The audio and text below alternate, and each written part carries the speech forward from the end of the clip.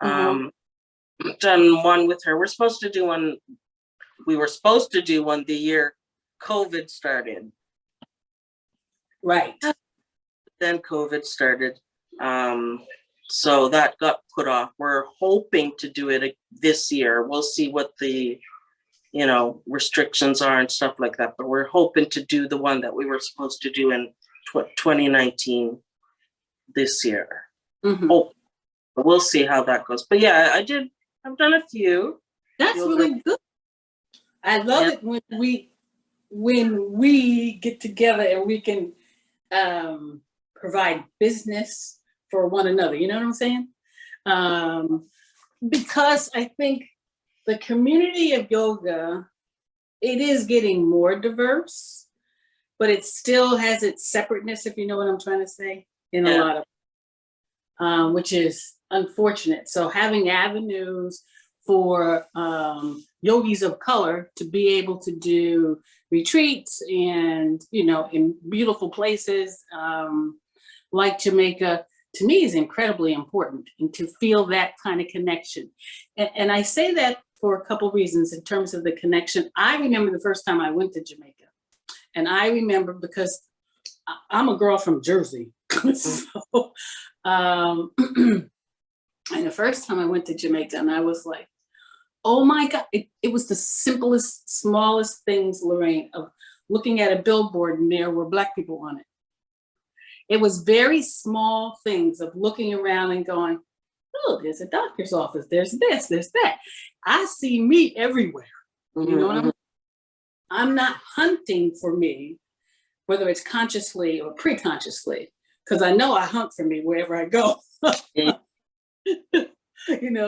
I visually scan quickly or whatever. And I don't think people of European descent particularly are aware of how much that is a piece of our being. Sometimes you hunt for you, so to speak. I hunt for me, and people don't even acknowledge that you're there if you see them. I've had that experience too. Oh, yeah. And so, which is unfortunate, but there's never a situation that I walk into without that hunt, and then being able to have it acknowledged. We know to acknowledge it's enough, but eyes and like feeling up, thank God there's,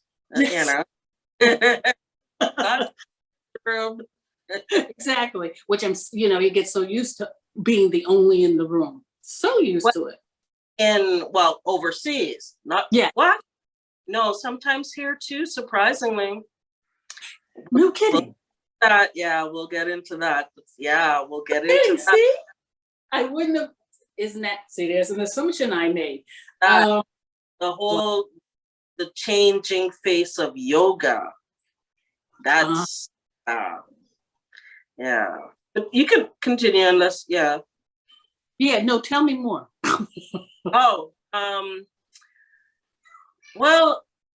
I think that there's a big difference in the yoga community, because what yoga should be and what it often is are two very different things, right?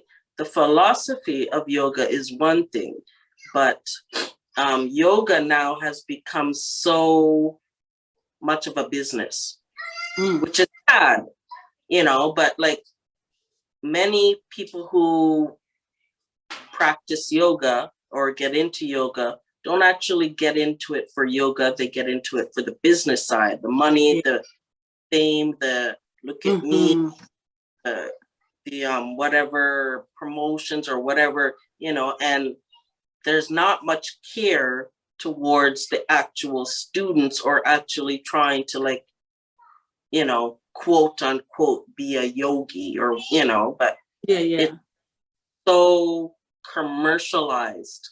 It really is. And I found I find that there's a difference with the yoga community in Jamaica than with the yoga community overseas, primarily because of the color difference. One, that's the main thing. Two, right. But even here, because there are quite a few expats who live in Jamaica, who are not of color, who live in, and they bring that same attitude that they have about yoga overseas, like in whether it's they're from Canada or Europe or America, they bring that same racist attitude.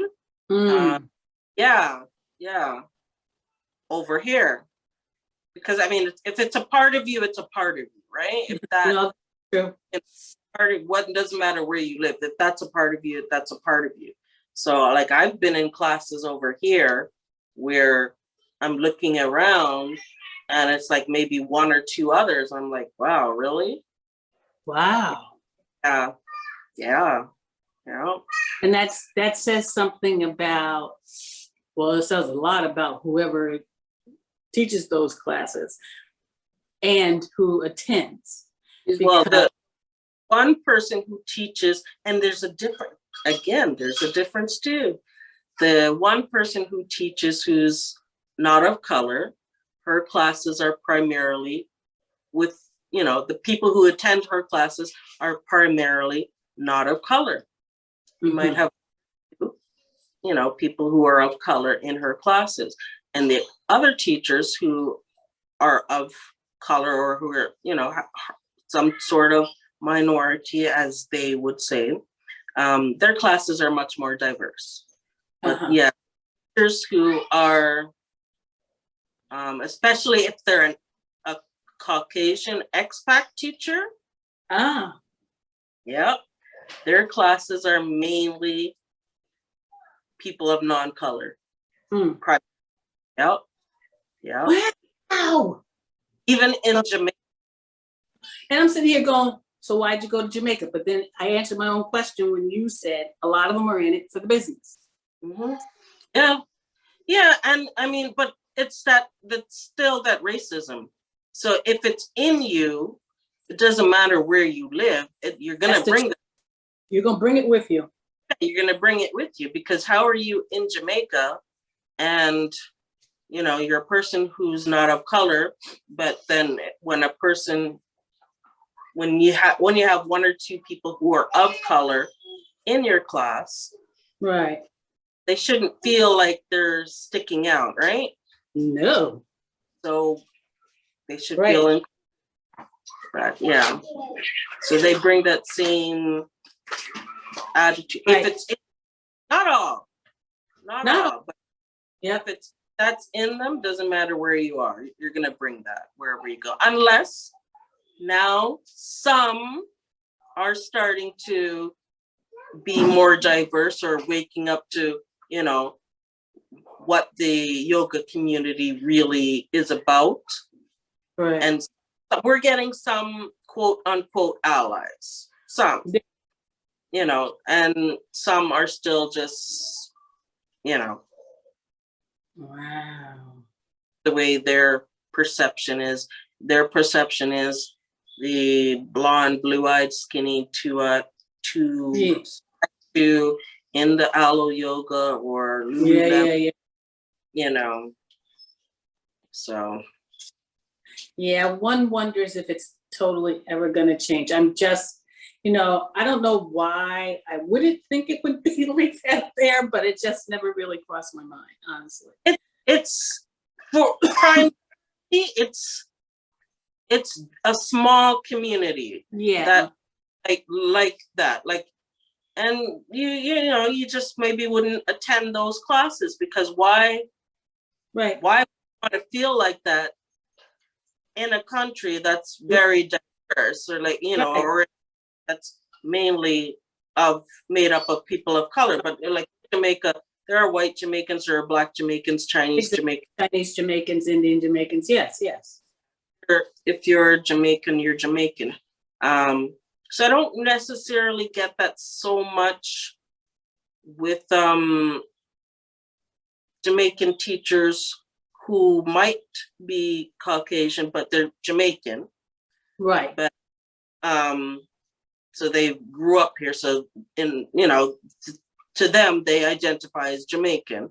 Right. But like if it's a expat teacher, who is Caucasian, you might feel that in some of their classes, because primarily the ones who attend her classes or his classes would be people who are Caucasian, Right. even here, so, and it's noticeable. It's like you look around, it's like, Wow. Wow. Learn something new every day. so yeah, bring it here. And like, and their classes, when I say their classes, maybe they have yoga retreats, but it's a specific people who come to their yoga retreats. Again, Mm-hmm. they have their classes, they might do it at the hotels and stuff like that, but again, it's a specific people who, Mm-hmm. so like I will see a day retreat at one of the hotels, and knowing that the teacher, might be an expat or whatever. Right. And I want a day at the hotel. I want a day trip at the at the hotel. So I'll go, but yeah, then when you go, sometimes depending on who the teacher is, it's noticeable. It's Right. noticeable. Definitely, more so at the hotels. Not in, like, if you're going to yoga studios here that are Jamaican yoga studios and stuff like Yeah, I got it. Mm-hmm. and your Jamaican community yogis, Mm-hmm. which are open to everybody. Mm-hmm. Pretty much any of the Jamaican yoga studios are very Diverse.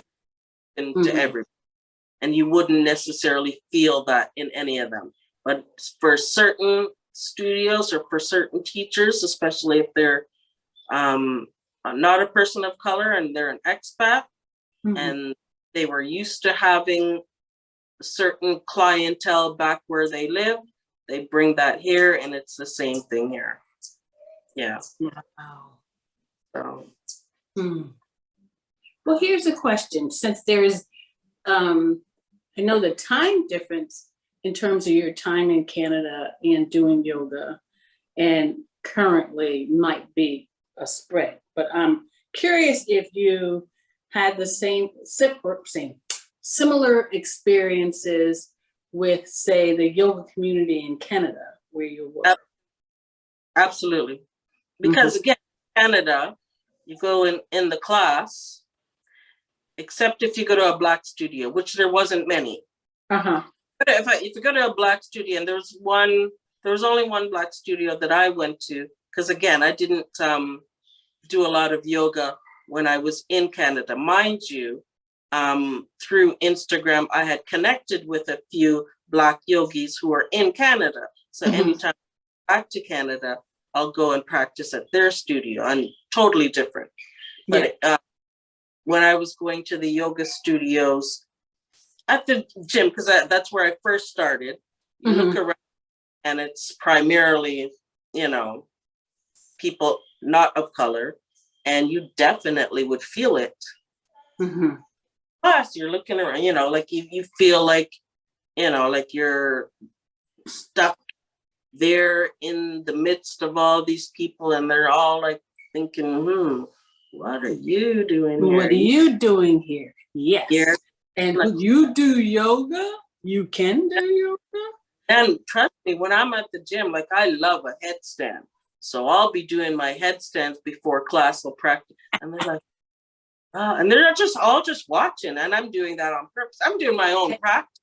Thank you. But it's amazing to see the look on their faces, like, wow, yeah, I could do that. Yeah, I can do, yeah. I could do that. Yeah. We can, hello. Yoga really started from us. But anyways, we won't have that discussion. We won't go that discussion, huh? We won't go. Well, that's a whole nother discussion. That's a whole nother chat right there. Yes, it's sort of fast. And they don't even attempt to make you feel comfortable, which would be, you know what? It would be disingenuous anyway, and that would piss me off. Yeah. Seriously, don't be disingenuous. Don't come at me with some kind of placating attitude. or an assumptive attitude about what I can or cannot do, because there's a lot of me that can't keep my mouth closed, and I'll let you know. Yes. Like filter, I'm gonna say what I'm gonna say, whether you like it or not. I'm gonna say what I'm gonna say because Right. some people need to hear what needs to be told to you. That's right. That's right. And I have when I've taken a step back, because sometimes I realize if I want to make an impact that becomes a lasting impact, as opposed to one that someone can twist into this the angry Black woman thing. I just putting it out there. I will come back. I will go hand deliver, and I have done this, a written letter about my experience at your studio. Mhm. And I will say that I had to take a step back, because I think if I delivered the message how I initially was feeling, I don't think it would have the same impact. But it allows me to get a grip, so to speak, but also for me to be clear about my experience. And then it's like your choice. I'm doing this for me. I hope you will make a change, but I'm doing this for me because I got to let you know. And I always add, well, if you look around in the world, quite frankly, people of color are the majority of people in the world. And if you want, because of your business, right? If you want market share, it would behoove you to listen a little bit, to be more observant about who it is that you serve. Because if you continue to do it this way, you're not gonna make that connection. And number two, that studio over there may be doing that, making that connection, and you are losing money. Because sometimes it's the only way they can hear or see. Now, frankly, I don't know. I think there was one person, that's only because it was actually here in Florida, on the West Coast side. I think it was only because one of her teachers at the studio was a Zumba teacher of mine. And she also taught yoga. And it may be the only reason that she listened, because I did. I said, this is why I'm not coming back. I said, this is why I'm not coming. She was actually grateful. She kept saying, please, please, please. I'm like, no. There's so much work that you have to do with people that you hire. I don't have to put myself in that position anymore, in an incredibly uncomfortable, unwelcoming position at a yoga studio. There's something really wrong with that, But it was only one person, and that's probably why. Anybody else, no one responds, because people don't know how to respond to a direct. Mm-hmm. Let me let you know. And even if they lie and say, "Oh, we're so sorry," I've got no response, which means you are so screwed up. Or they just, the reality is they don't really want us there. Well, there is that one. Come out and say there. Say because in the back of those people's minds, they're thinking, what are you doing here? And They don't really want you in their space. Yeah. And if that's the attitude, why would I want to be in your right? Good point. For yoga? Not necessary. Hello? Do you even remember the principles? Yes. Okay. And it's like, so if that's the energy that you're bringing, why would I want to be there? And clearly, you didn't get into yoga for the real, for the actual. Because why would you be bringing that type of energy? And that's what I said. If it's in a person, it's in a person. Just because they become a yoga teacher, it's still in them. Right. So there's a lot of work that needs to be done in that community. That's not calling.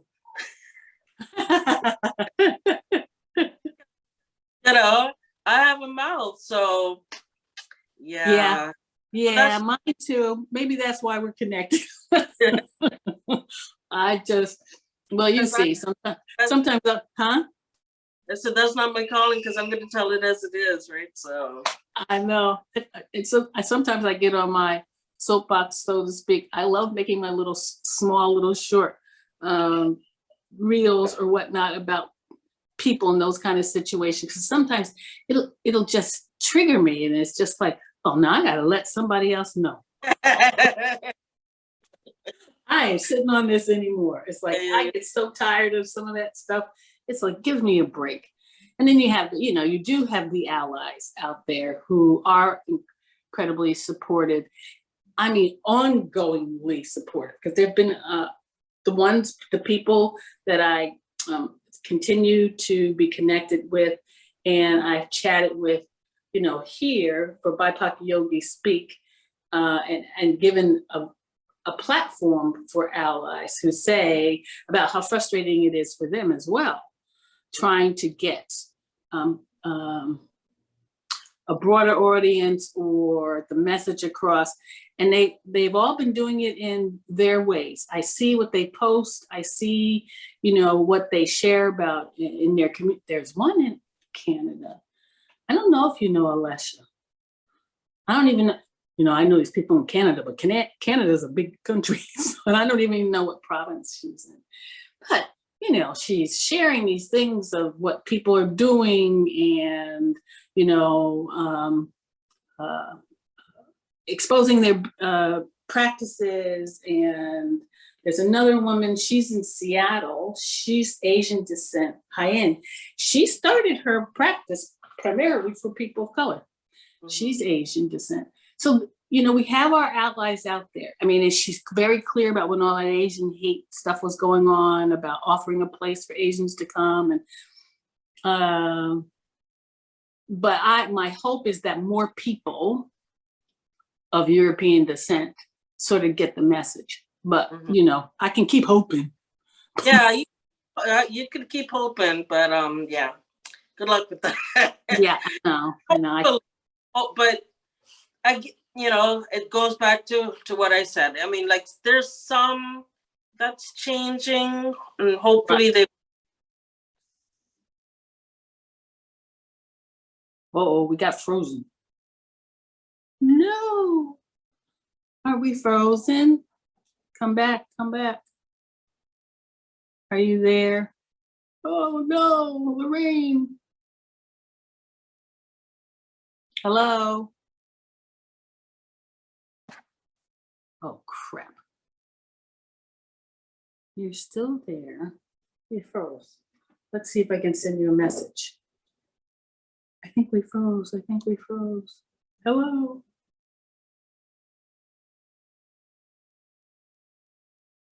You froze. Uh-oh, disconnect. That's what happened. Let's try again. I'm going to stop. Okay. End.